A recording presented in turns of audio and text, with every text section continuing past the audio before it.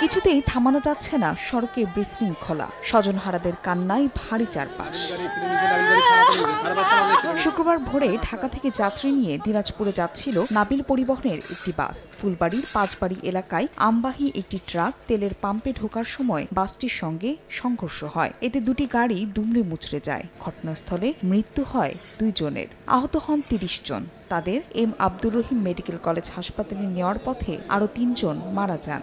নাবিল পরিবহন একটা ট্রাক মুখোমুখি সংঘর্ষ, আপনার স্পটেই আপনার গাড়ির যে হেল্পার উনি নিহত হন। ট্রাকটা এই তেলের পাম্পে ঢুকাতে চাইছিল, তখন এটা অ্যাক্সিডেন্ট হয়েছে।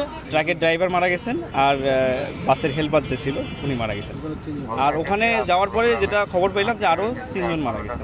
টোটাল 5 জন মারা যাওয়ার খবর এখন পর্যন্ত পাইছি, আর প্রায় 27 থেকে 28 জন এখন আহত অবস্থায়। নগদের কাছে সব গ্রাহকই প্রিয়, তাই তো সারা দেশে ক্যাশ আউট চার্জ সবচেয়ে কম। সড়ক দুর্ঘটনায় নিহতদের মধ্যে 4 মাসের শিশু সাইমা মেহনাজের বাড়ি ঢাকায়, বাকিরা দিনাজপুর সদর, বোচাগঞ্জ সহ বিভিন্ন উপজেলার বাসিন্দা।